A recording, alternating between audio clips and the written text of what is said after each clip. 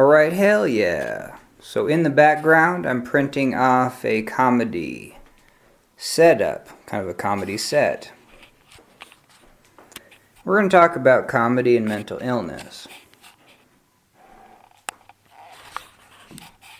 So hell yeah. So one thing that I like about comedy is that if I'm out for an evening walk, I can just think of jokes. And it's difficult to think about actual funny jokes. That takes practice. But I don't know, it's kind of like dreaming, where in the mind anything kind of makes sense.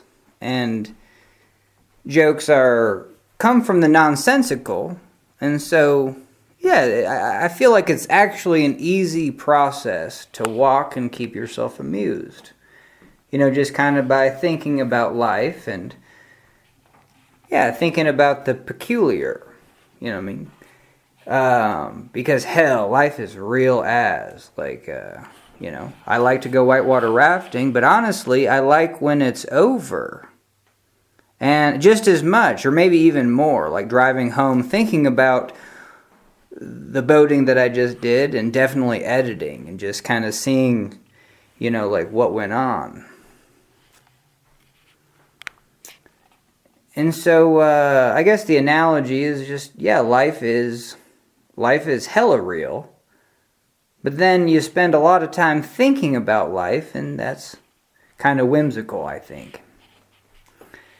And so, let me rephrase this.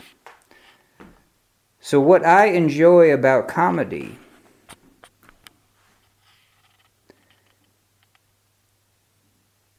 is the fact that I can walk and think about something peculiar, something funny, something whimsical. And guess what I'm not thinking about? Not thinking about maybe people that treated me poorly. You know what I mean? And I honestly have to, every time I say that, I for sure always try to say, hey, you know what I mean? I've probably also treated people poorly. But I honestly don't think about that. I don't know if it's just a narcissism thing, but I think it is a real thing. Like, if you're getting bullied, like, hell, do not expect that, some fantasy land, hell, or fantasy judgment, or you know what I mean? Or just like any sort of change is going to happen from fantasy land. It's like, hell no. If you want to survive that faster, get the hell out. You know what I mean? And that's a life lesson that, I don't know, if you got to do life again, you could do it again. But it's been very useful. And it goes back to just walking and thinking about positive things. You know what I mean? That is why I started this, the positives are why I enjoy comedy. Is because I can go for a full 2-hour walk. And I gotta say, I'm bummed out that I can't walk much anymore. It's been 3 years since I got knee surgery and got kind of a metal plate removed from my leg from a ski accident about 10 years ago. I literally couldn't mow the lawn of one property, and that was kind of my job for about 5 or 6 properties. But I could mow like a quarter of a lawn. I could walk for about 20 minutes, and then my leg would be done for the day. I could go to the grocery store and walk. And so we do have a correlation here, because in that pain, it was fascinating to... This is kind of like a physicist approach, because life is physics, but life is also this mental component. You know what I mean? And it is, that's where you do get religions and spirituality, because you just have a facet of life that is in that whimsical. It is in the thinking about life. Life is real, but then the thoughts of life are, very dreamlike. And so how do you quantify that from the physical? It's very difficult. That's why you have studies like psychology and philosophy. But then my brother was saying always, those things exist, the placebos and the psychology, and they're hard to quantify. But from the actual physical, pay attention to those. That would be maybe the same thing as a religious or spiritual person saying, hey, pay attention. That was honestly from a class in shamanism. That was a big aspect. And if what you're paying attention to is the dreamlike or the whimsical, I think that could have bearing.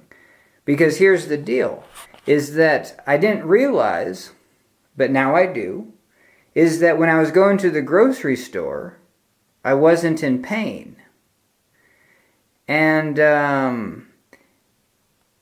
honestly, when I was like that first year, it was very difficult. I was dealing with back pain, hip pain, and knee pain. I couldn't walk and then my back hurt.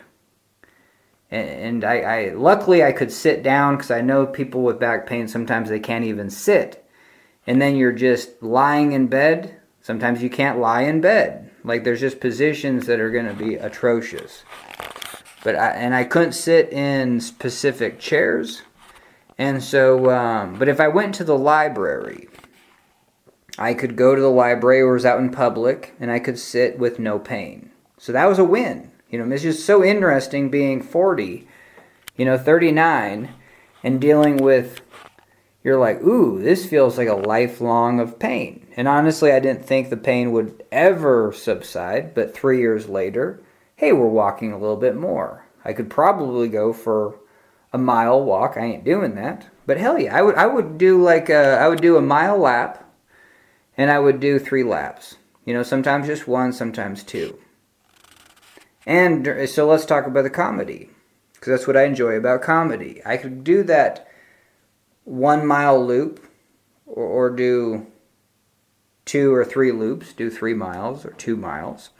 And the entire time, I wouldn't be thinking about people that treated me wrong, or things that didn't go right in life.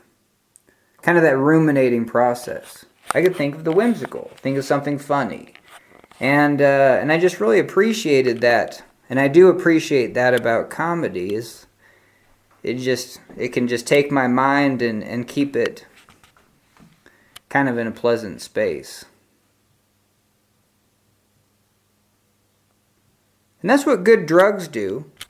And not from a sarcastic perspective, but no, hell yeah. Like even good pharmaceutical drugs, or any drugs that are used for specific uses. Like a good drug is something that works, that's effective. And hopefully sooner the better. You know what I mean? And so just this idea of maybe going for a walk, thinking about funny stuff, and for such a long period, for like an hour walk maybe, like I'm in this element that I'm not thinking about those other things. Now when it comes to actually, and I think that's cool, so yeah. Because I was just thinking of times where I just can't stop thinking about life treating you a certain way. You know what I mean? Where you're just like, man, this is unfair. This is dealing with abuse. Or you know what I mean? Like if you got abused, like then you just have to deal with that mindset. It's very difficult to like be a fresh new person every day. You're kind of just, you know what I mean? That is difficult. How life is accumulative. There's no just a on-off switch where you just get to start totally fresh. Yeah, so you are who you were and what happened to you.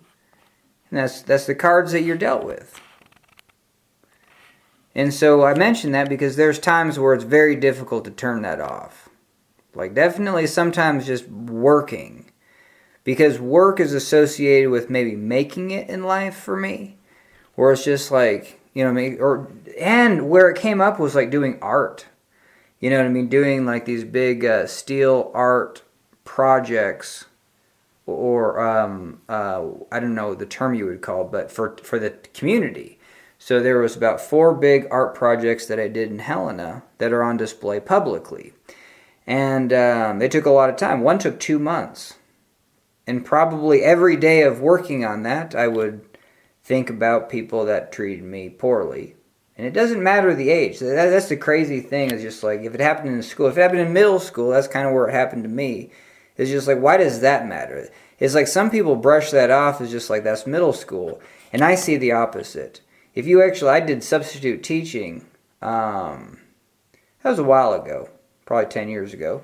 But I was shocked. So as a 30-year-old doing substitute teaching, I was shocked at how, like, young and maybe, like, just young and fragile.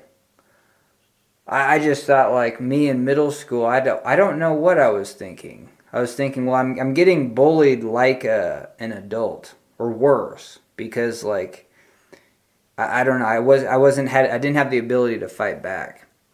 You know what I mean? That same abuse as an adult, well, I mean, you're just going to, the retaliation is going to involve two, people that are dead. So that's just kind of the interesting thing, that you have such, and there's always the abuse at that middle school, that grade school age, can be absolutely horrifically worse than like a workplace environment, where like a workplace environment can get to that level, but you don't cross lines of physical abuse. Where it's like, if you're pushing and shoving and actually physically harming and hurting, then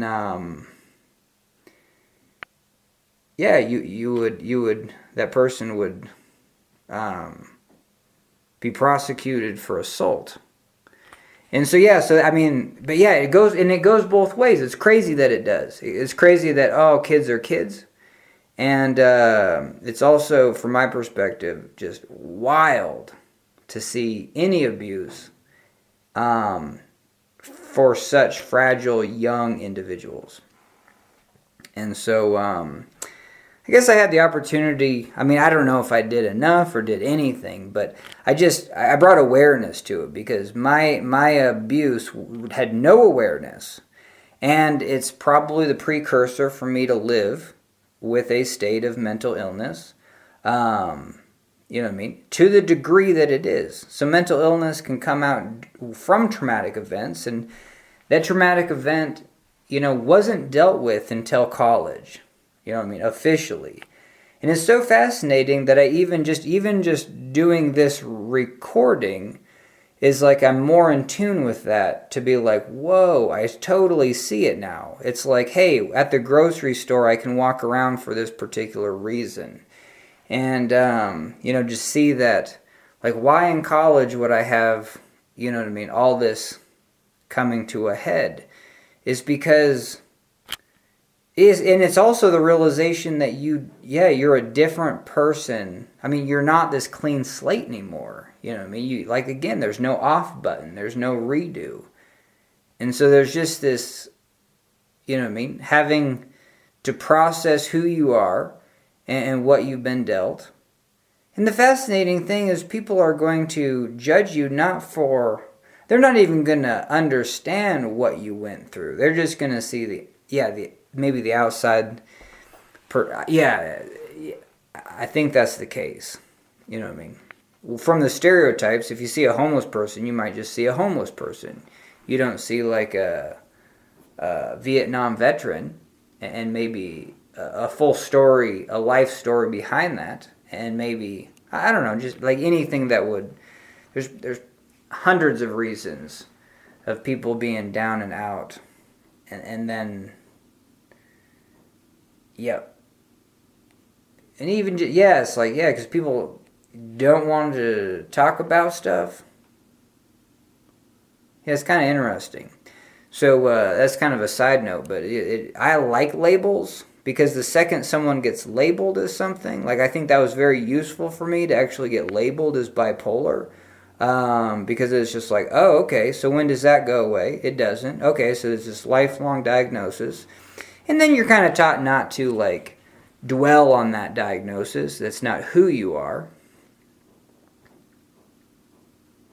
This joke doesn't work, but I think it's a pretty good one. It was from when I was doing, like, the mental illness, like speeches and then comedy routines. Let's see if I get this. I would start with the hell yeah, but we'll do that. Okay, if I just, it would be the opening. Be like, hell yeah, my name's Bipolar, and I have David. It just kind of sounds cryptic. And then I would have to say, I also have dyslexia. I couldn't think of that word, but hell yeah. Anyway, yeah. So, I think the good parts about this conversation have been, realizing that at the grocery store I could walk around for about 20 minutes with no pain. And I couldn't even walk around the house without pain. And it was because I couldn't let go of something, you know what I mean? It was just like, I don't know.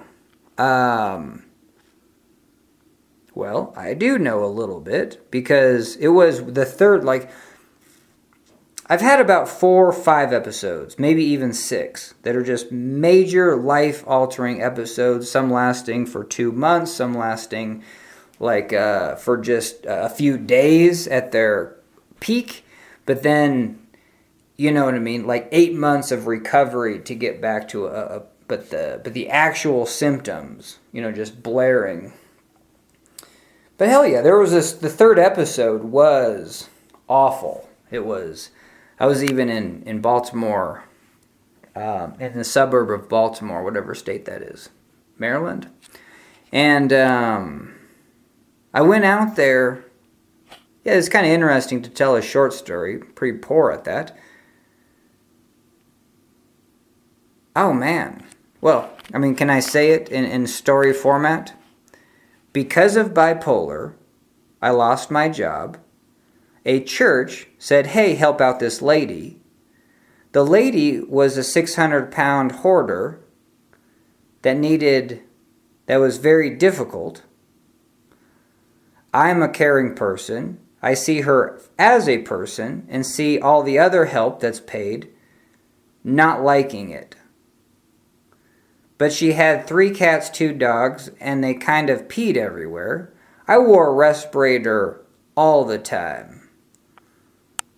But that's God's work, because just how on earth how would that be healthy for me to have bipolar and then go into that environment? I was able to find a new job picking litter. And I worked 4 tens. I'm 23, heavy on medicine. I was kind of overweight from the medicine. It's interesting that medicine just blows you up. That was crazy. And just slows you to everything is just real difficult. All right, short storyboard format. So I actually started working for her almost the other 3 days of the week. I was just like, hell yeah, we're young. We can do this. And that's mania, wanting to work 7 days a week.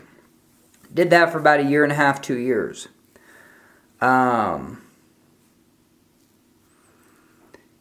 She had a cousin in Baltimore, in the suburbs, that she wanted to come move in to live with her, but she was a hoarder.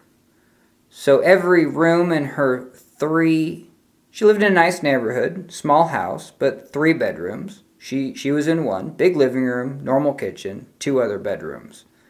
No basement, big garage, fully hoarded out. All the other rooms fully hoarded out. She had a crawl space into the attic, which went along the ceiling of the full ranch house. And I'm just like, hell yeah, let's get everything. My mindset was, let's get everything she didn't use anything. She's 600 pounds, she's not using anything. But she just got the habit of hoarding. Wanting stuff, and maybe the means to buy it. Cool. So, I didn't put anything up in the ceiling that she didn't, but she agrees. She's just like, yeah, things that we don't need, we're going to wrap up and put into the ceiling. I swear, hopefully the ceiling didn't fall down and hurt someone, but I think it would be a comical thing if the ceiling did crash through. But anyway. we made room for this cousin, I guess. So we cleaned out one of the bedrooms that was hoarded floor to ceiling. It's not, I mean, literally it's not floor to ceiling. That's just what people say. But it's floor space completely covered, left and right, at least 3 boxes high, and then you start stacking the unstable stuff. So yeah, like volume-wise, it's not half full, but I mean that's crazy. I mean a whole room half full, like what? And so at least a corridor barely, and then definitely stuff on both sides. But almost more than a quarter full, because like that's still a hell of a lot of stuff, and that's just one room, and then everything else is barely. I mean, at least all the floor space is covered, and then stuff, at least 2 boxes high, kind of everywhere. But still, again, not a class 5 hoarder, but still, it's like, oh man, this sucks. And then the cats pee on all the lids. Anyway, so storyboard format. Yeah, this part I don't need to say, but I was the one to go out to fly out to Baltimore to help this person move. Now, they have some funds, so they hired a moving truck, and the movers came, and they were going to. But on the way out, I'm starting to get manic. But that's part of. I wasn't supposed to go. It was the hoarder's daughter that was supposed to go. But she's I think she was a meth addict. I mean, not any drug is. It sucks to be a drug addict. Meth gets the worst rap. But anyway.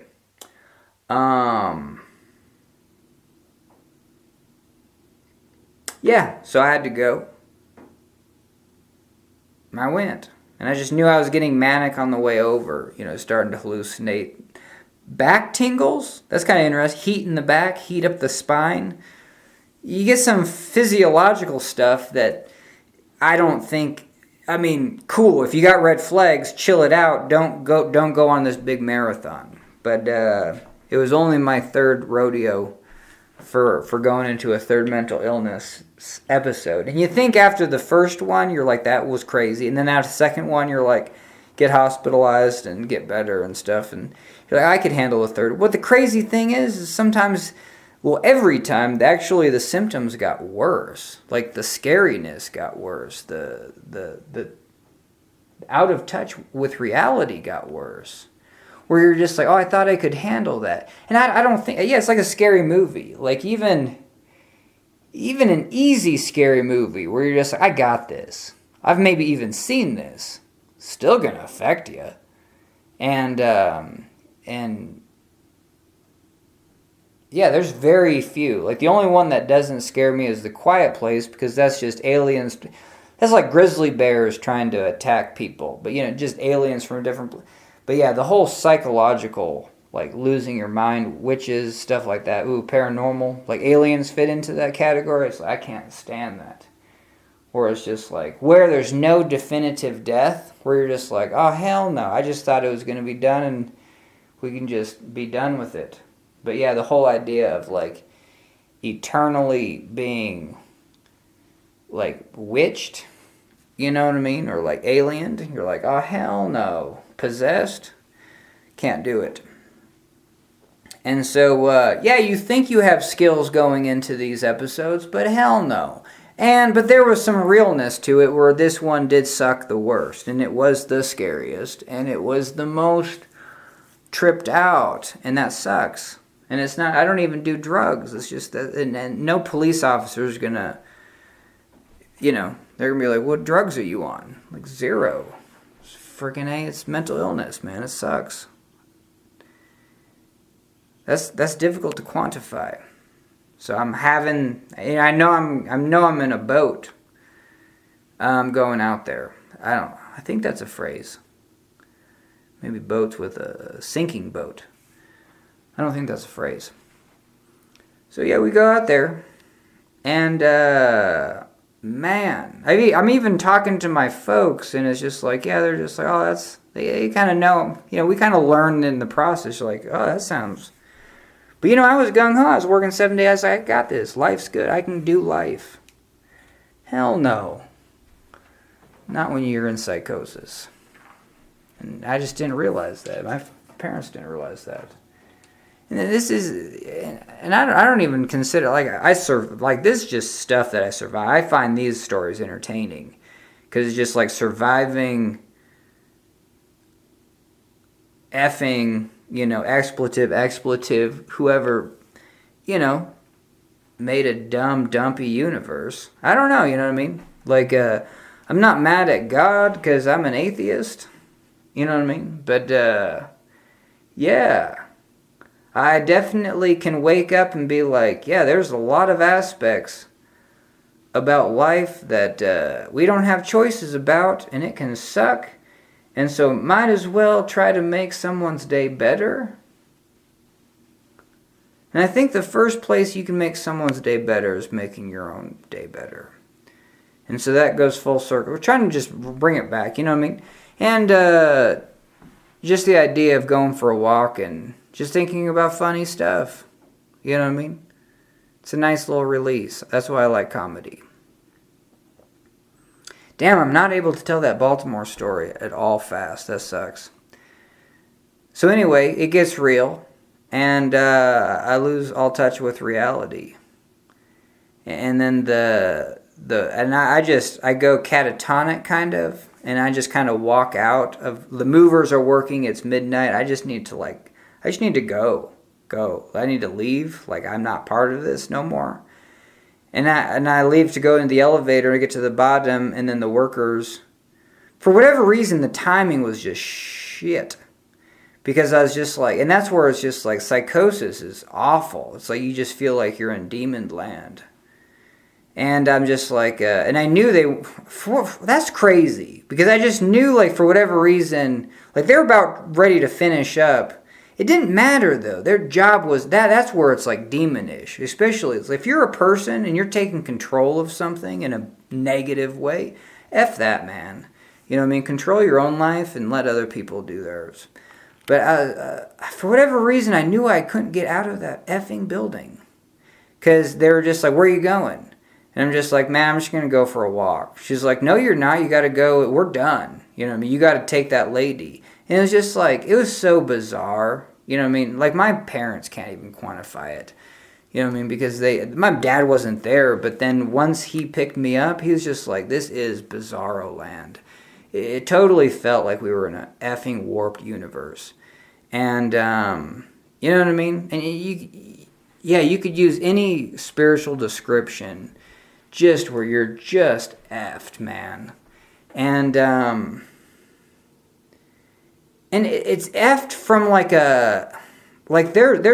there's people that get kidnapped and murdered, and that's got to be the absolute, you think homelessness has a backstory, you know what I mean, that you don't want to think about.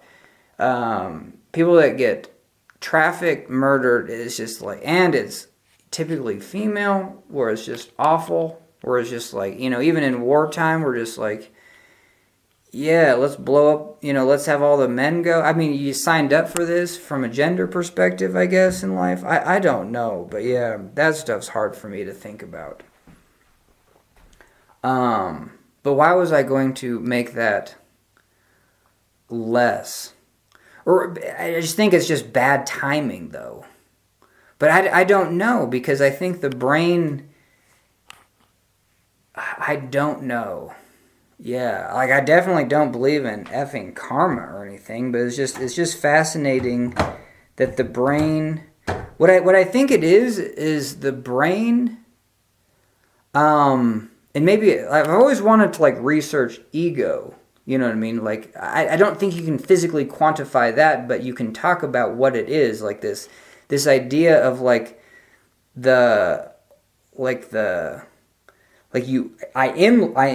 okay, so let's go back to philosophy. I think, therefore I am. And so, as a thinking agent, trying to use just words that other people would use maybe,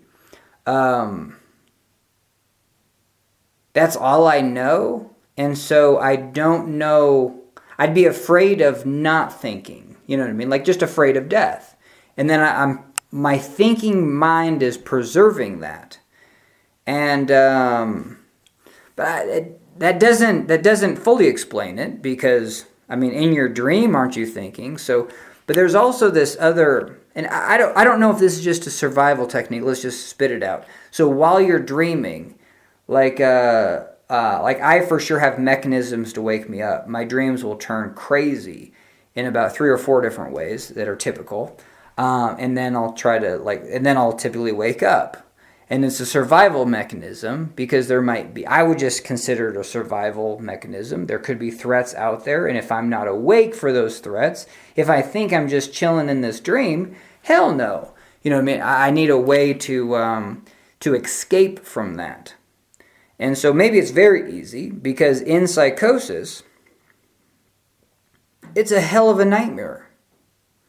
I was kind of freaking out, saw a shadow. I do really well, because I'm just all alone in the house. I'm up all night, you know what I mean? It's 2:30 in the morning.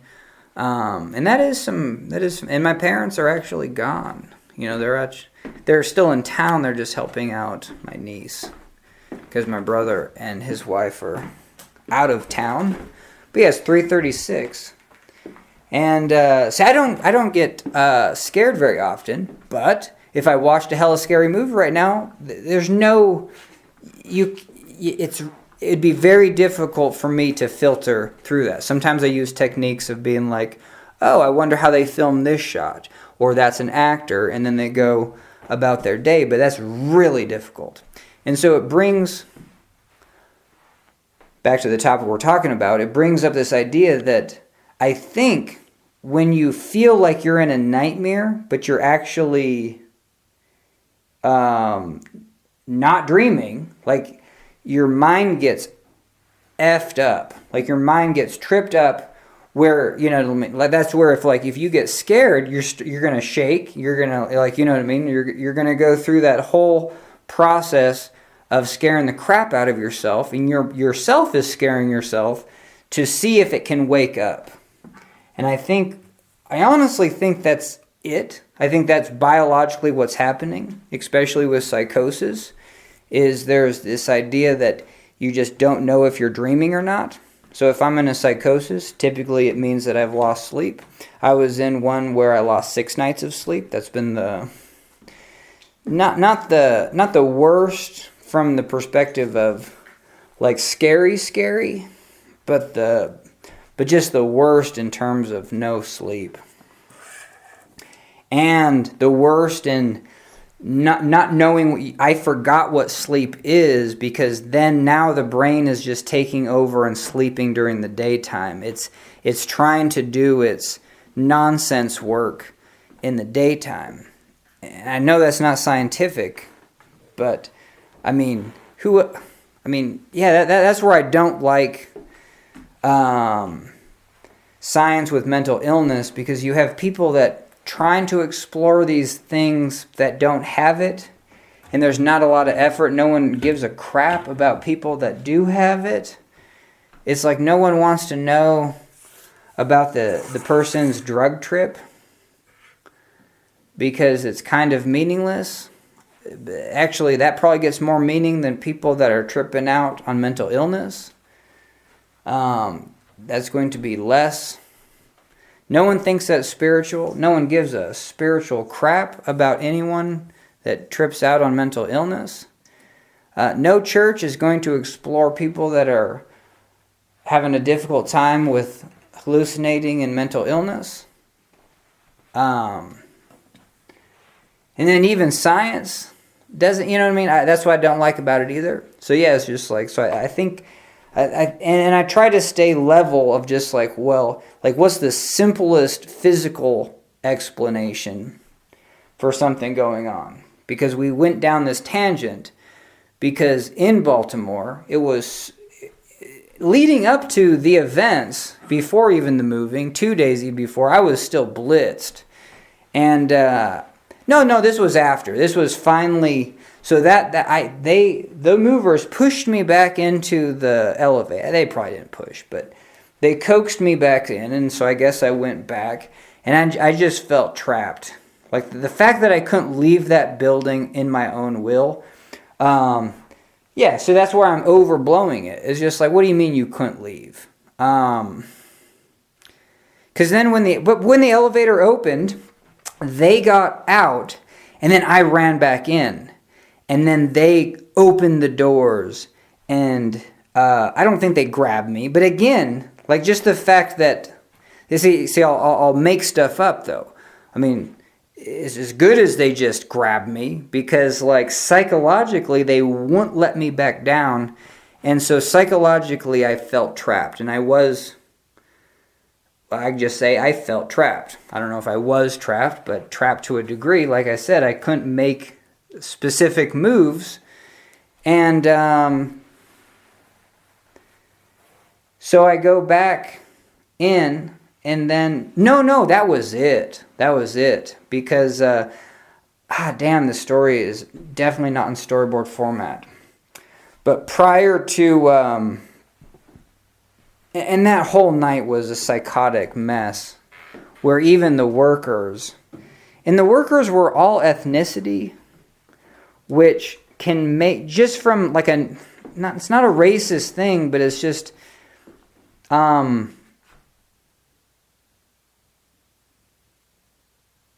well, I think it'd be weird to even meet your doppelganger. That would be weird. But I mean, just like there's people.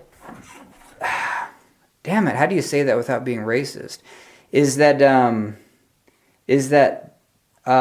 it doesn't have to be race either. It could just be different characteristics about human individuals that aren't.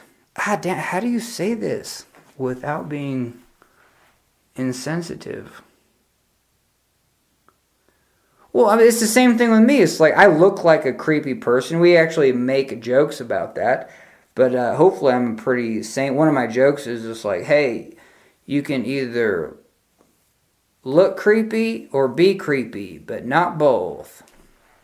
I don't know, but I mean, obviously we're doing it for whatever reason.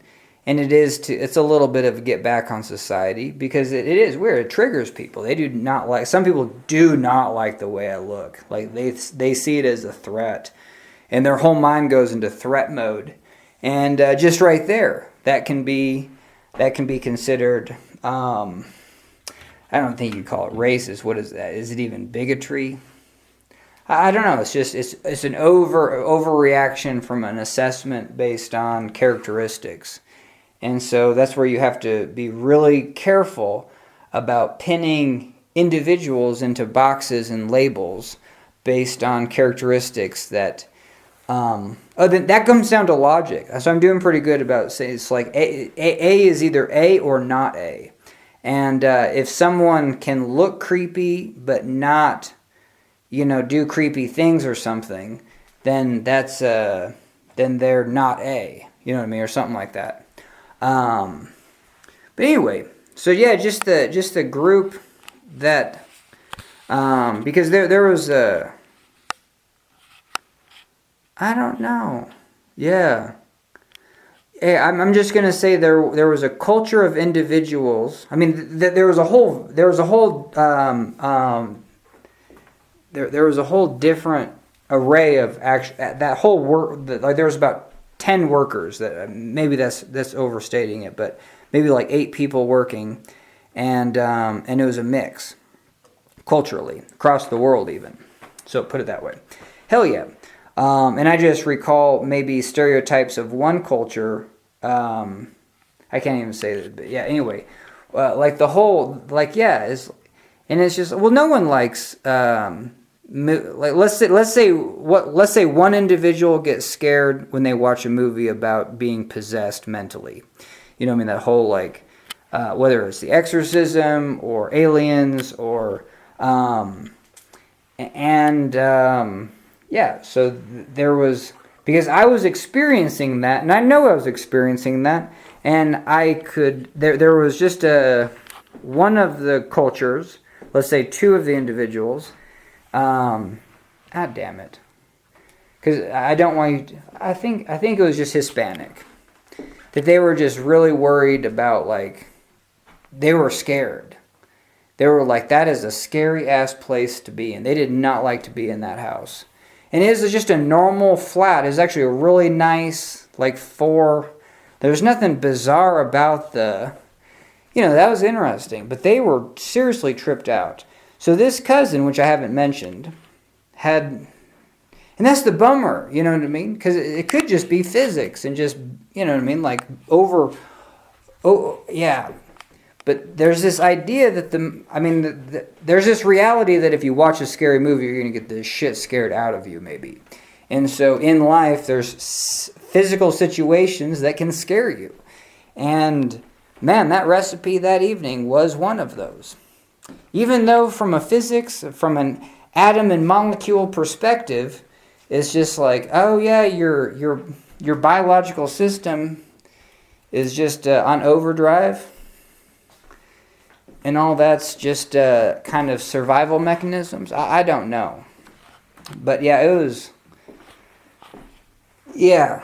So there was a point where I just kind of gave up. And it was more because I was actually afraid of the... Yeah, did I mention that? The cousin of the hoarder, she had kind of brain damage. So she was a professor, which...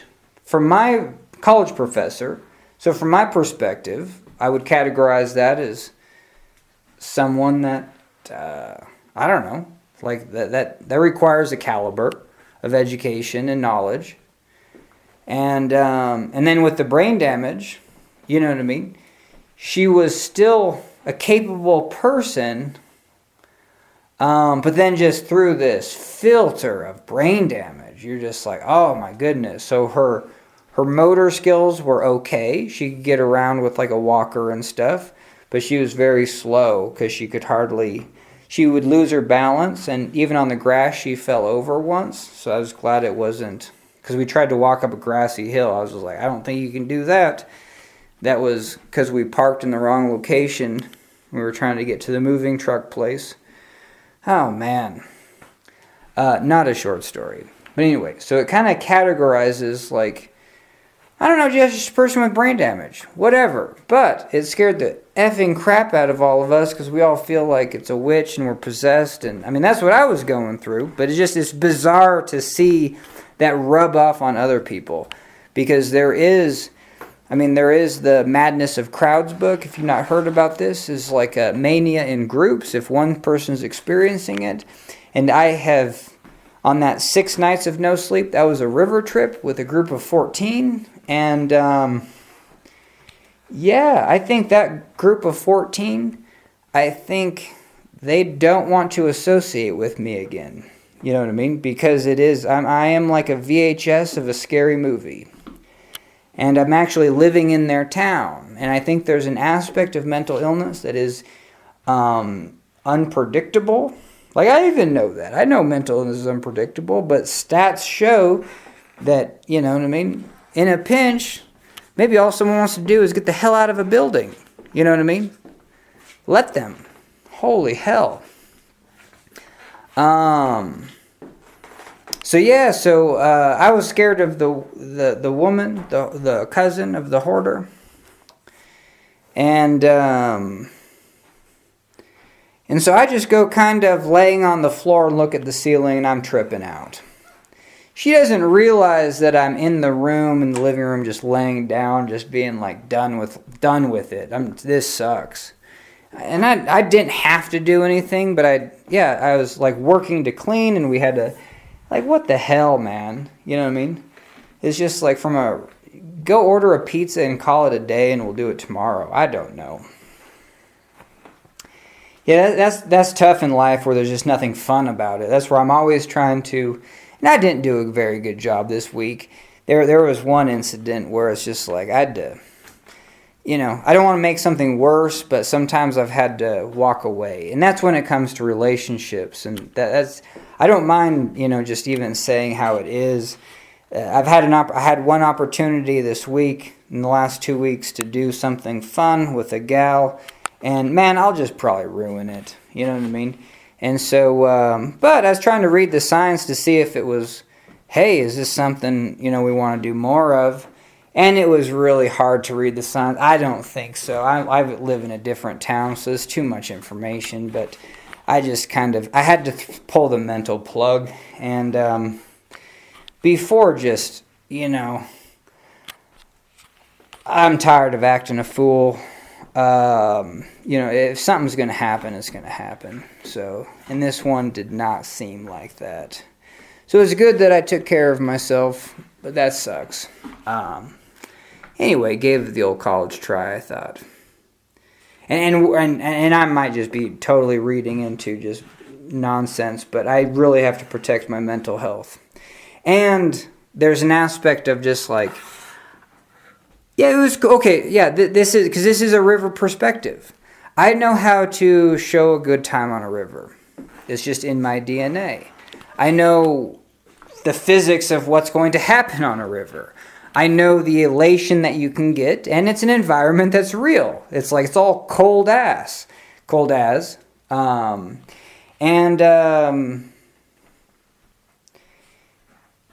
Yeah, it's all cold. You know what I mean? It's a cold environment, but for whatever reason, like that's one of the fun aspects. And and I tried to sell it as best as possible, but man, I think this gal, I think she doesn't. You know what I mean? It's really hard to win people over when have a handicap, and it's not just I'm in a wheelchair or something. You know what I mean? Hot women and men in wheelchairs. Oh, those are hot commodities right there. You know what I mean? They get swooped up instantly. But yeah, mental illness is a disability. It's not desirable. It's not the most desirable. And I've even, you know what I mean? I see that it's still two-way street, even with people with mental illness, dating other people with mental illness. You know what I mean? I think there needs to be more websites for dating on the spectrum. But there's an aspect of like, there should be a website of like, hey, are you willing to date someone with mental illness because you think that's, I don't know, something that you want to be a part of. And I think in life, people do want to feel like they're helping someone. And hell yeah, I in this situation, I would love to be helped because I got beat down so socially that I have a very hard, I'm pretty chill, but then there's just these moments where it's just like, I got abused enough that the biggest thing that sucks is that you don't get to continue life like everyone else.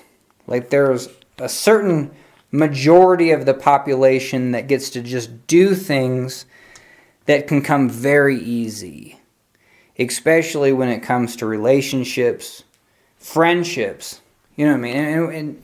And that's why I'm always a friend to people that have mental illness.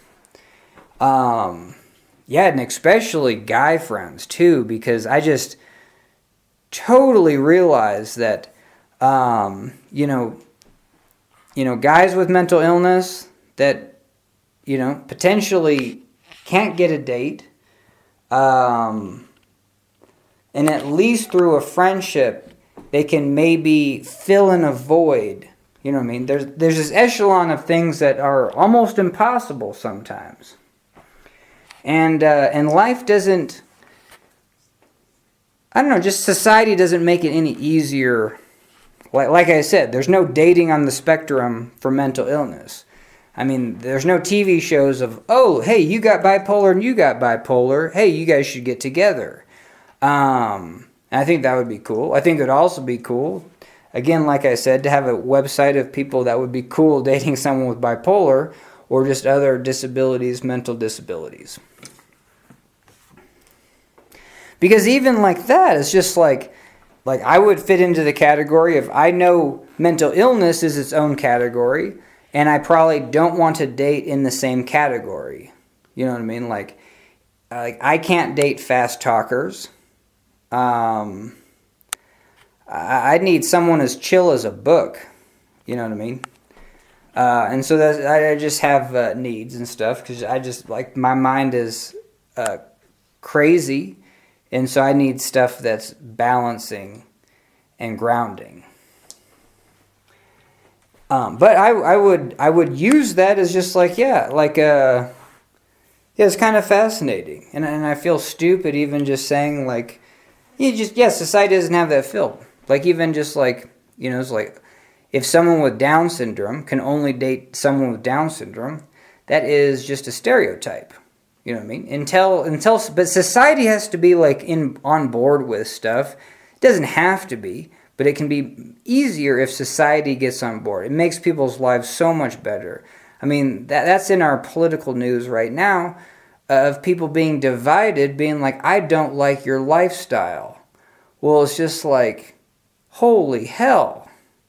Almost 100% of the time, there's no choice involved. I mean, even from like a biological system, of a free will perspective, is there's just no choice involved. I mean, we're just elements of the universe, and this is what today looks like. And so, I'm very cautious about that, because I do know what society, even from a family perspective, that happened to me with relationships, is like if the family don't like one, it can almost be monumentally hard. Well, you got to just make a choice. You got to make a choice between the family or the relationship. And I don't think the family means to do that. That happened to me. I just had mental illness, and I know that my family would support the mental illness, and I know that going it alone would have been harder. And I see relationships as two free agents, where I see relationships as a bonus in life. You know what I mean? Like they're definitely, you don't have to have one, and that can help people get out of relationships that are toxic.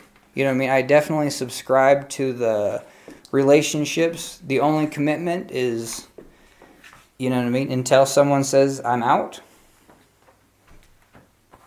And such is life. I mean, you could write it in words, you could write it in certificates, in vows, but at the end of the day, those are predictions. You know what I mean? And they're very useful. Be like, hey, like, what are you thinking? You know, give this the old college try, give it a 1-year try, give it a 5-year try. What are you thinking? You know what I mean? I think it's very difficult for people to talk like that.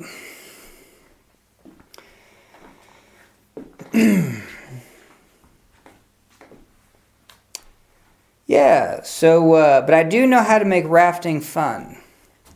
And so, I don't know how to make certain situations in life fun where I need to be the one for someone to show me how to make this fun.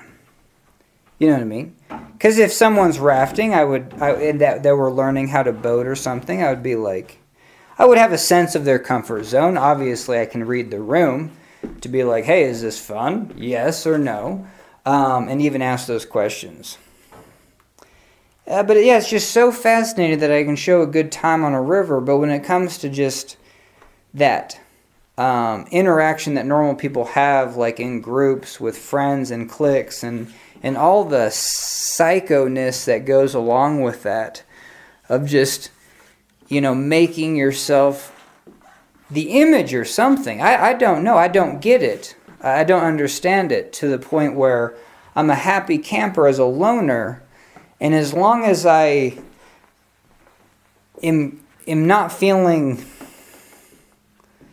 I'm going to say I'm not jealous, but then hella jealous. Because if a no's a no, cool. I just want to go on with my life. But like if a no is like a weird 1% yes, it's just like, oh, this sounds awful. You're just like, holy Toledo. Where I've had a few relationships, I mean, the good ones are just like, whoa, like we're into this. Hell yeah. And then I've also had, so this one was just like, oh man, this sounds like too much bizarre work. Like I don't know how to make this fun. And if this is what the other person's thinking, and I'm not even in a spot to even ask what the other person's thinking. That would go beyond everything. It's just like we're just acquaintances. Holy hell. But yeah, it's just kind of fascinating. That's where I would want to pretend this is rafting. Like right now I'm worried that I'm not going to have fun. I don't think I'm having fun. Like how do we have fun with this? And I don't know, yeah, fun. I think it's pretty easy in life to have fun. And I think it's a whimsical thing. You know what I mean? I think it's an intangible thing. I think it's just a product of the way you look at things. I don't know, just kind of your contentment going in. And it's just fascinating that, yeah. And so this week's been tough because the same emotions that I get from anxiety, can be the same emotions for longing. And that's a weird biological, I would want to study that more. Like, why the hell are the same symptoms for like love and longing going to be the same as just right in the gut of just like anxiety, of you're just like, whoa. Is just and when things went bad, like anxiety, embarrassment, like not being able to do something, you're just like, ooh, not able to turn this into a fun moment. So I definitely had an eat a Snickers bar moment where I'm just like, I have to just protect myself. So I just kind of had to leave a situation, and that's where I'm at this week. And it's just interesting. Yeah, so I'm in that. It's better than thinking about people that treated me poorly. Is this week I'm in that longing, maybe yearning, and something that I'm expecting at some point, but it's just interesting when you're just like, ooh, this isn't going the way that I thought it would, and you're just like, ooh. So, but yeah. So there's this idea of like, for sure. And I already kind of, okay, so you could really act a fool, and I know that. I definitely know that. And so, and even while I'm like, ooh, I could do these things, but they're like, ooh, that's a little much, maybe.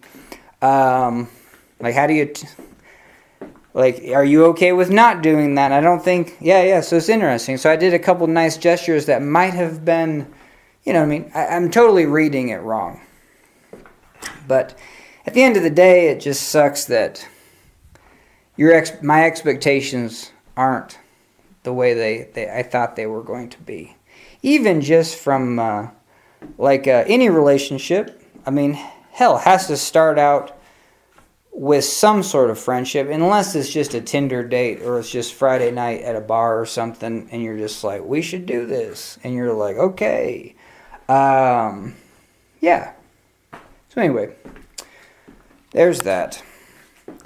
And how do I not categorize life as just being like, I don't know. How do I tell myself those aren't for me because people can't see me as maybe how I see myself? And I think that is also why I like comedy, is because I think I can be in a mindset where I see myself, I value myself. Because I don't think you can walk down the street and think about a joke if you're not valuing who you are. I think if you're valuing yourself less, and even thinking about the people that have injured you, or vice versa, that you've done something wrong in life, both those can be equally damaging, and it's equally devaluing. Where I think I do really well with comedy because I'm always, and I even feel like a narcissist, you know what I mean? Being like, no, I really value myself. I value myself actually more than I think someone else would. And it's really easy for me to maybe see or predict that someone else isn't going to value me. And so, hell no. We are going to move on until I find someone that does value me. And I think comedy is a good litmus test for that. So you can do that on your own, walk down the street. And if you're thinking about jokes, pat yourself on the back, because probably in that moment you have a high value for yourself. And I think that's very important. All right, hell yeah, let's get back to that Baltimore story. So before getting pushed out of the elevator, I'm just chilling, laying down. And the cousin, the hoarder, I guess, is talking to the person I was working for back in Seattle. No, I said that wrong. The cousin of the hoarder, who is in Baltimore, is on the phone with the hoarder. Sorry, I'm just using stereotypical, but like I don't want to use names or anything like that. But anyway, and yeah, but that's horrible. You shouldn't label someone as a hoarder, as like homeless, as this person with mental illness, anyway. But we're just going to do it, I guess. Anyway, so those two sisters are on the phone, and the one in Baltimore is like, "Who the hell did you give me?" And up to that point, I thought I did pretty good. I was just kind of losing my mind. I mean, I was helpful, but, she was like, "This person's the worst." And she just was nasty over the phone. And I was like, "Oh, that ain't very good. I don't do nasty." And so I was freaking out. She gets off the phone, and then she just has her cane that's just like click, click, click. And she was going through the kitchen, and it was clicking. And in my mind, all I could think of was she was clicking. Is she turned on the gas stove? But that would have clicked way faster. So that's just hallucination. I thought she was going to blow me up. So I was terrified. I didn't know what to do. And after a couple minutes, I got up. And then I spotted her in the kitchen. And she kind of freaked out because she didn't know I was just laying on the floor. And obviously, she was just telling bad things about me and blah, blah, blah. And then so she freaks out. And then she runs to her bedroom. And from my perspective, from a physics perspective, is this person can't run. And it was like scaring the goblin or scaring the monster. Where the monster is now scared of you. But then you get to see something about the monster that you're just like, ooh, that's different. And so anyway, so all that's just effing bullshit. It's like from a normal, non-universe bending perspective, is she moved to the bedroom in a nervous fashion at her physical pace that she could go. But in my mind, is like, this person can now run? Oh, hell no. So that is when I actually ran the hell out of there, hit the elevator button in a panic. When the doors open, guess who I'm greeted? With those workers that are saying, "Where are you going?" No, actually the elevator door opened. I get into the elevator because I was almost there. I was almost on my way out. And I go all the way down. And then those doors open. And the workers said, "You got to get back in." And that just seemed like I was being sent back to the witch. So yeah, it's a very good haunting movie you could make out of it. And you could even do like knowing that it's real, but knowing that it's fake and real at the same time. Knowing that the whole storyline outside of this person, myself, having a mental breakdown, everything else is completely normal from a physics molecular perspective. Every molecule being accounted for maybe in a classical or a quantum way.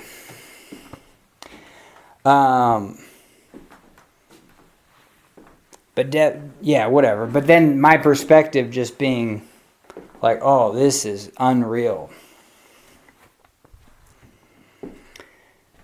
So how I got out of that situation is the only way that I knew best, and I did it once before because I knew it would work. And it's actually a symptom of this type of schizoaffective bipolar 1. And of schizophrenia too. It's a comatose state where people with schizophrenia, myself, I can go into a coma-like state. I gotta use the restroom. Alright, hell yeah. So I'm able to go into a coma-like state. And so I felt forced. I definitely had hands on me getting led back to that. It was a hallway. So you have apartments, it's a nice complex, like very similar to a hotel where you have like a hallway and then you have the doors into the residencies. And so I felt forced, and so halfway down the hallway, getting sent back to what I thought was like the pitchfork of a witch or whatever, I just dropped to the ground as kind of faint-like as possible, and once I hit the ground, I'd stop moving. You know what I mean? However I lie and let the coma state begin. And so I'm still breathing, but it's amazing that I can just absolutely turn every other motor off. I don't know how much pain I could take, but I could probably fake it as like a reflex. You know what I mean? Like, ow, or I don't, like, obviously that seemed obvious, but yeah, it's just fascinating. But they didn't really hurt me in any way, but they definitely started laughing. Maybe at the situation, I get that from a physics perspective. They were like, like, look at this. Look what we have to deal with and stuff like that. So yeah, that's fairly normal. They nudged me. They didn't kick me, but they definitely used their foot to actually kind of, and that might be normal. I mean, obviously, getting down to the ground, though, would be normal. Like, that's more of a caring thing. Someone's in a first aid situation, typically you get down at that level. You don't just use your foot. And so all this stuff is playing into my head that, yeah, these folks are just not, they're demons. You know what I mean? Like, they're obviously, this is part of the psychosis. And whatever storyline that's going through my head, yeah, hell yeah, is obviously real. But I knew if I could stay in that state, finally, 911 would be called, or some sort of authority, and that was the case. And so even when the ambulance, and the fire department comes, the ambulance comes, whatever, both come, but I got out of there by ambulance, and I remained 100% comatose until I got to the hospital, still remained completely motionless, and eyes open motionless, because I definitely went comatose with eyes open, just to make sure I could see what the hell's going on. But definitely no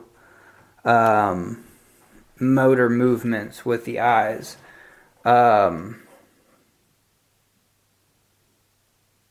Besides just a blink, you have to blink and stuff, but it's still... It's trippy because it looks like someone's in a coma, or just like it's called catatonic. It's not coma. I'm sorry I used the word coma for the last 20 minutes, but yeah, it's catatonic, and that is a DSM. A DSM is like the descriptions for medical illnesses, and so they're categorized because these are actually, I think it's a very cool thing. Everyone maybe dislikes the DSM. I don't know. It's just labeling what things are, and if you have these symptoms, that you label it as this. These are hey, a group of people are going to have these common symptoms, and it's irrelevant of their culture, creed, nationality. You know what I mean? It's based on biology. So hell yeah, catatonic.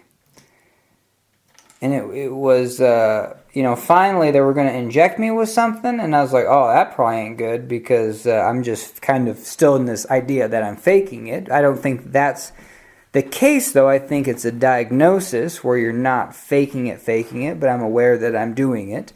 And so I'm aware that I'm purposely being catatonic.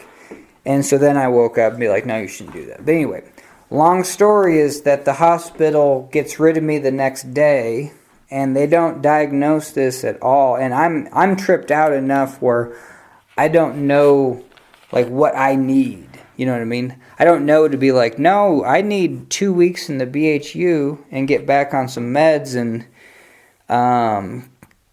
because I've always not wanted to do meds. And so this obviously was a period of me going off meds. Now I had a cool doctor, you know what I mean? You're going to be if you got a cool doctor, you're probably going to be in the hospital more. But, no, I'm joking, but I don't know. But I was able to go off meds based on and the doctor's okay. But hell yeah, about 4 to 6 months later, we had this episode. Actually, about 8, I think it went 8 months without an episode. But yeah, the hospital just kicked me out. And so, yeah, I just wanted to, that was a huge story just to be like, yeah, when I went to Safeway to get some food, it was like a cartoon. You know how they like, people on the cartoons, they'll eat like a mushroom? You know what I mean? It's a cartoon, right? And then just everything will look like mushrooms and then just kind of blobby and it's a fun house. Well, that's exactly what I was experiencing. I went into that Safeway in the suburbs of Baltimore, and it's like these 2 workers were just laughing, and they looked all bubbly, and you know what I mean? And then everything was just kind of pulsing in and out, and I was just like, and everyone was like that. And it was just like that cartoon, and I'm just like, whoa. And then I just thought it was this Safeway. So I'm thinking it's just like, oh, when I actually get back to Montana, I need to tell my parents about this Safeway. We need to actually come back to this Safeway because this is the craziest thing I've actually seen. So it's so interesting that I think that this Safeway is like a fun house, and I can't tell in my mind that I'm the fun house. Isn't that bizarre? That you're just like, if anyone else went into that Safeway, they would be like, yeah, I see what you're seeing. You just see 2 people. But then there's physics to it. You know what I mean? It's just like, well, it's freaking 6 a.m., time and place. 2 workers working at Safeway. Like, obviously, they just got there. They're not going to be, like, in full, like, oh, let's work for 12 hours, 8 hours, whatever. And so they're just going to be having a good time. I don't think it was that early, though. I don't know. But there's other people, and everything was bizarre about it. Anyway, yeah, it's very difficult when you're in psychosis to realize it's just you and that someone else wouldn't have that filter. That is bizarre as. And you can't explain that away when you're experiencing it. The only thing that you can do is make plans. You know what I mean? Or that is the best. It is the best when you're not in psychosis and you're in a state of recovery to be like, hey, you might be in that same state. Is there anything that you would want to do different? And even if you're just gung-ho to be like, nah, bring it on. You know what I mean? Like, I am a human and humans experience these states because I'm a human with bipolar. Hey, that might be, that's probably what I wanted to do. But now I can be like, no. Like, yeah, I have zero control. Like, it's so fascinating. It takes 15 years to be like, oh, yeah, no, I'm in that state. I can't get out. It's very difficult. And maybe I do want to make a plan. Even though when I'm in that state, I'm not going to want to do my plan. Even if I signed off on the plan. And that's where you got to be very careful. Because maybe I signed off on a plan that I didn't really sign off on. Someone else made me. Like my folks were like, hey, you need to make a plan. And so I made it for them, but I did not believe. Because that's where me and my folks got into trouble. They were just like, well, I thought you said you were going to do this after this. So I thought you made a plan. And then I said, no, I just made that plan because I knew it would get me like X, Y, and Z at that moment. Like, you know what I mean? It was not my plan. So that's the biggest caution that you need, is to be like, when someone's like, is going to make a, like right now, I guess, yeah, I don't really have a plan. You know what I mean? Like, I don't have that written. But I do know that when I'm in a state, I want to actually, like, my plan is to be like, I want to be in that state and tell you what my plan is from that state, honestly. Like, that's typically what I would write. Like, if there is some extremes, you know, where like, yeah. But honestly, that is part of my rap plan, that every episode has been a little different, and there's elements that are different to where I want to be. And like the one on the river, I just knew I was going to get recovered fast. And so, but the folks didn't see it that way. I hit the hospital again in a very unfortunate way, even, you know, enough said. And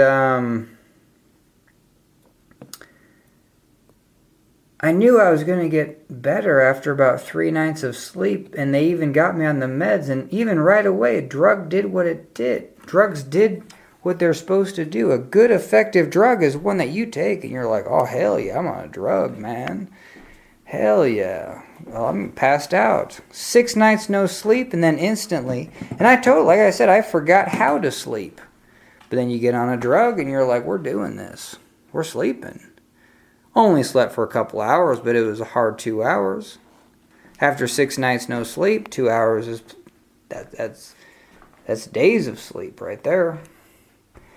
And so, but yeah, part of my rap plan is a portion of it is being able to make decisions while in states that are effed up. You know what I mean?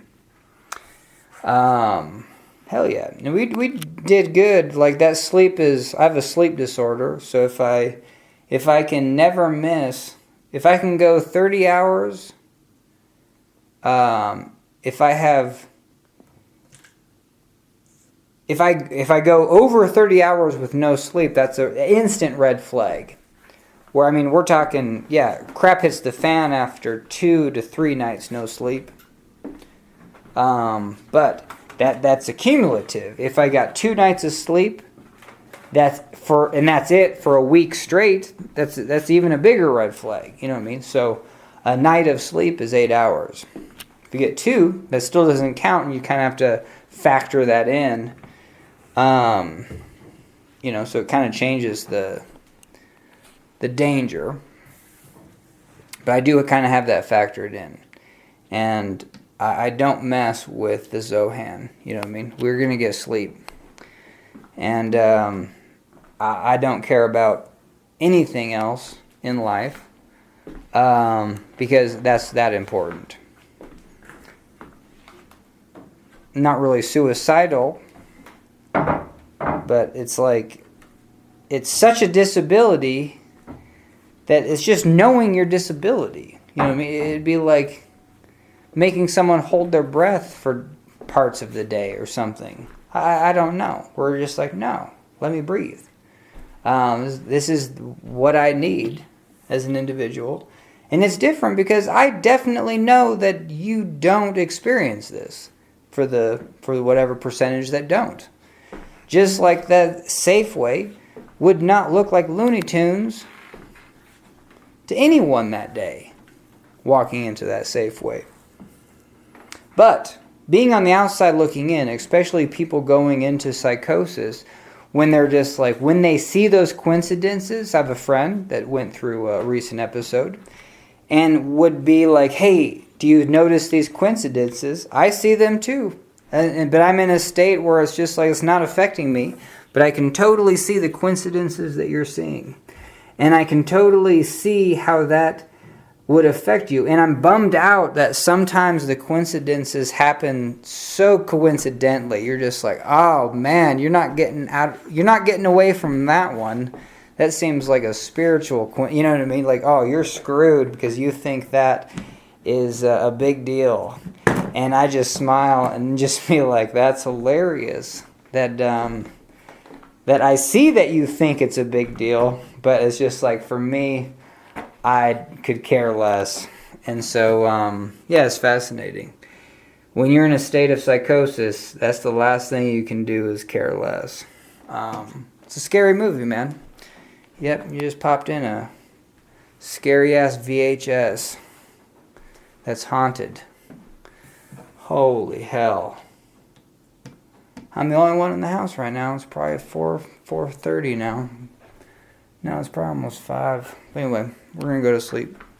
Best time for me to go to sleep is right when the sun comes up. But we do need to make a plan. It's 4:30 because doing this type of stuff does not calm me down.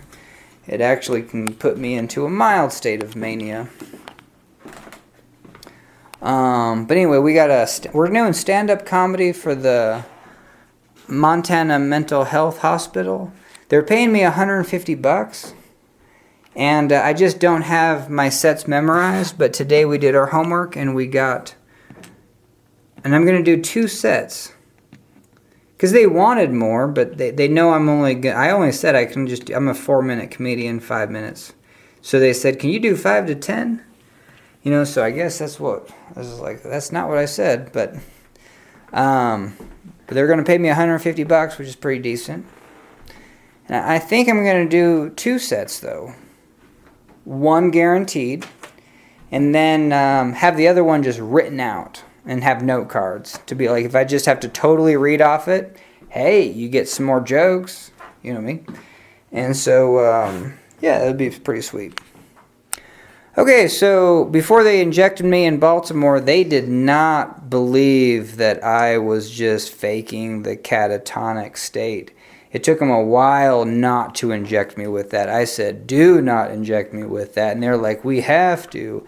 And I was like, hell no, you don't need to inject me with anything. That was crazy that they were going to inject me because, like, that was effed up, man. Yeah, like getting injected with drugs against your will. Like, how does your body respond to that? That is the opposite of placebo. That is effing poison. I don't know, man. Yeah, placebo can go the other way. Holy hell. Okay, so, yeah, because we went to that Safeway, they kicked us out, we were there. Yeah, and we just spent another 2 nights. I asked to go to the hospital again, they put me in there, but just for 1 more night. And then the next night I slept in the ER chair, like the lobby. And that was it, though. They're like, you can't come back to this hospital no more. They thought I was homeless, because we kind of looked homeless. Shame on me. You know what I mean? That's actually, after that event, I chose to look, oh my goodness, I didn't realize that. It's the same thing with going into the grocery store and walking around and realizing I'm not in pain. And like, why is that? I don't know why, but hell yeah, if I want to walk around not in pain, let's go to the grocery store. So I did not want to be thought of as homeless and not get care because I looked homeless. Because homeless people, they're not getting the care they need in the hospital, and they're considered repeat, get out of here's. You know what I mean? Like they're just looking for a bed to sleep in. And so that's what I look like. And so, yeah, that's fascinating. I didn't realize that. But from that year on, I tried to go as short as possible. My haircut, always shaved. And we have a pretty big receding, like forehead or whatever. So yeah, it definitely looks different.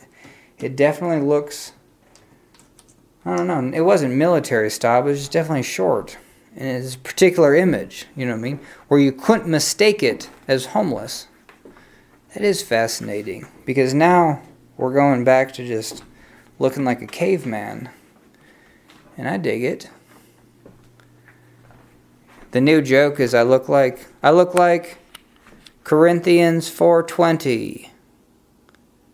There were some gals that really laughed at that at the VHW in Missoula. That's just the veterans bar. Hell yeah, we do comedy there. But yeah, it's fascinating. If you can get the gals to laugh, you've won the audience. That's for sure. That's it. Yeah, and then so I finally was able to. I broke my cell phone. You know what I mean? I still have my credit card though. That was good. I was able to go back to that hospital. I wasn't supposed to be there. I had to sneak in or something. Felt like it. I found a payphone. Dialed 1-800. COLL collect or whatever. I thought I was dialing the Carrot Top one. I don't know. I didn't dial the Carrot Top one. I don't know which one is which. Maybe I dialed the AT&T one. I don't know what that logo is. Yeah, anyway. But hell yeah. And my dad flew out that night because he knew that day. He was just, oh, you're in a pickle. The mental health person in Helena, the rep, said, don't call the police. They might just make his life worse. That's effed up though, because like I just had to spend all day waiting for him to fly, and he actually got there, Montana to Baltimore. Holy hell! Took 3 flights, but he was able to get in. And about midnight or 1 or whatever, he drove up in a rental car, saved the day. Holy hell! We went to a hotel that night. That hotel looked like the movie The Ring. It was the scariest hotel it was just probably a normal hotel, but damn, it looked like scary as, I felt haunted, man. That sucked. I couldn't look at the art on the wall, and my dad's like, don't. And I was like, oh shit, it must be. I was so worried that mental illness rubs off. You know what I mean? That's where the dating thing is just like, I don't know, man. There's nothing. Even for me, as I was thinking about it, it's like, you know, like there. Yeah, you don't want to feel haunted. That's for sure. But yeah, I don't know. Yeah, it sucks. Sucks to have a disability that other people aren't going to be like, oh yeah, I'll be part of that. You know what I mean? Because there's extra value. I think other disabilities that you get that value added. You're like, oh, you see life in a different way. Well, hell yeah, I see life in a different way. You know what I mean? You got blind, you got people with physical disabilities, blindness, you know, loss of limbs. I don't know. Sometimes, yeah. But yeah, there's nothing getting, I don't know. Yeah. And I mean, it's all, everything's got their own challenges. I can't say my life's harder than other people's, but sometimes it can be easy to think that.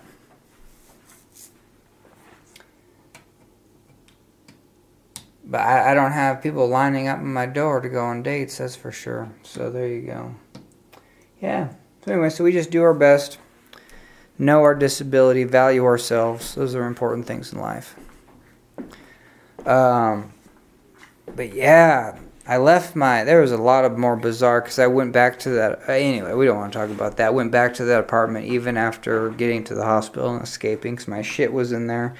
My driver's license was in one of the vehicles, in that cousin's vehicle. So we actually had to find a way to call her and figure out where the hell she was at a hotel, and I had to get my ID back to fly back.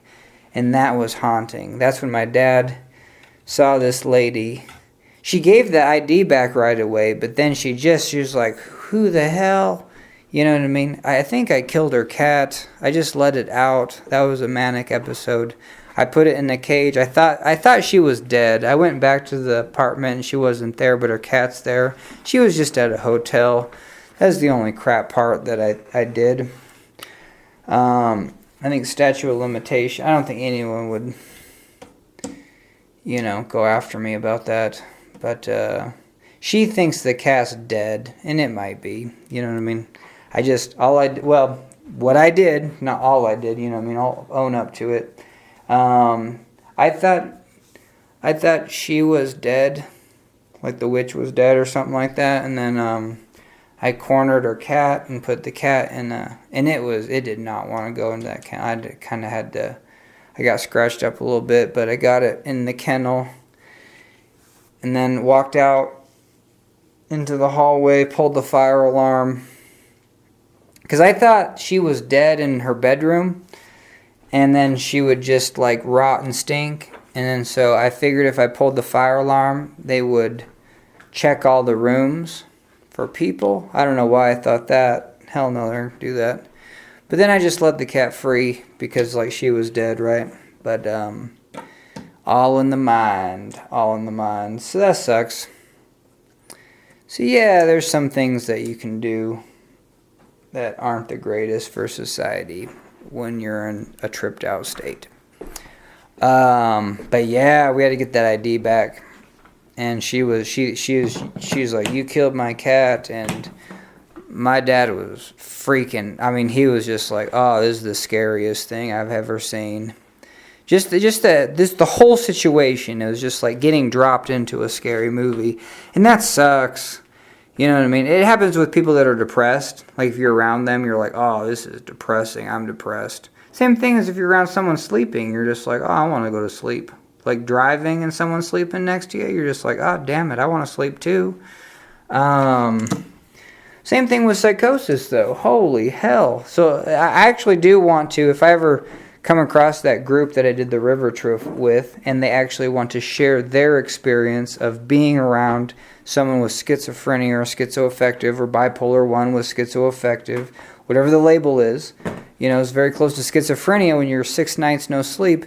I just want to know what their experience was, just from that, and from a realistic physical perspective of just knowing that they might experience the madness of crowds and how that, and it could be inducing, because the second that you get, when you're in your waking life, and just your biological chemistry makes you hallucinate or scared, like it's going to have a pattern, and then whatever induced that pattern can induce it again. I mean, think about it. You insert a VHS, a scary ass VHS that's haunted, into old TV, and then you watch it, especially if it's The Ring. That's the effed up movie. That's the scariest movie on the planet right now for me. And you watch that crap. What was I talking about? Yeah, you're going to get scared? Is that it? Yeah. And it's just like, yeah, just ones and zeros. Not if it's in VHS. That's analog. But anyway, you get what I'm saying. I mean, it's just like, what? It's just a little recipe for you to get scared that is very intangible. It'd be like turning a flashlight on and getting scared. Looking at a flashlight for 2 hours and you're going to get scared. It's just light coming out of a box.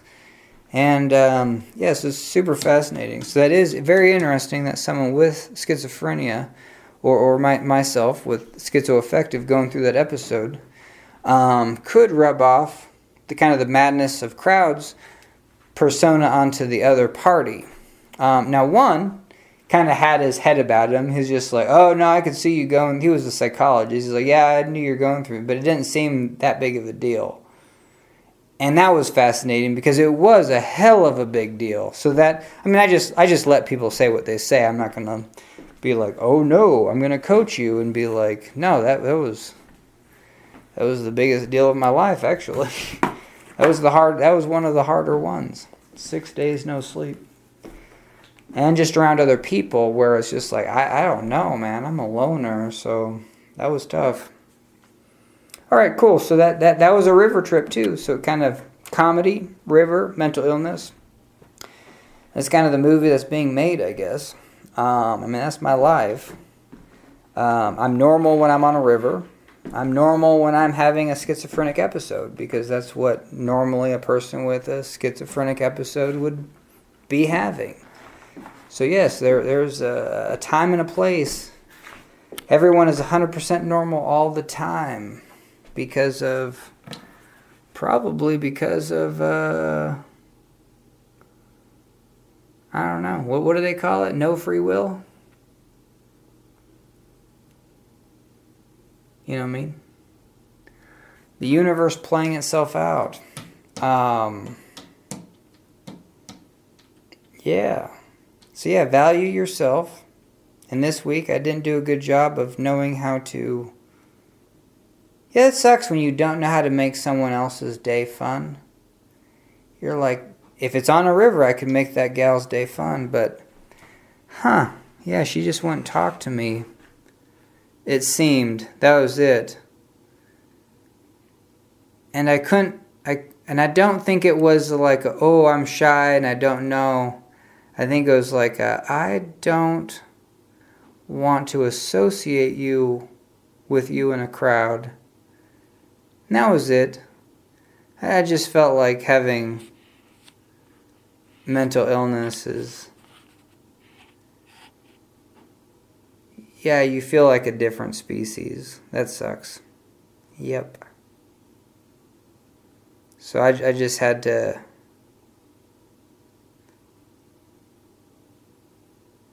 guard myself, you know what I mean? Just protect whatever sanity I can protect. I don't know, man. That's tough. Yep. And that's reading a lot into something, but yeah. So that's what I've been thinking about for this week, and it's just kind of interesting going over jokes, because, yeah, like even right now, just thinking about jokes maybe. It's thinking about something that's funny. Okay. You know what I mean? I'm definitely not thinking about that. Or maybe I'm thinking about it in a different way. Because like we said, love and yearning is the same thing as the pit of anxiety sometimes, which is very interesting. So yeah. I try to practice being a cool cucumber as much as possible. And I'm impressed with myself even just in situations where I can be content. But then I just get into those where it's just like, oh no, this isn't right. Like this doesn't feel right or something. Like this ain't good.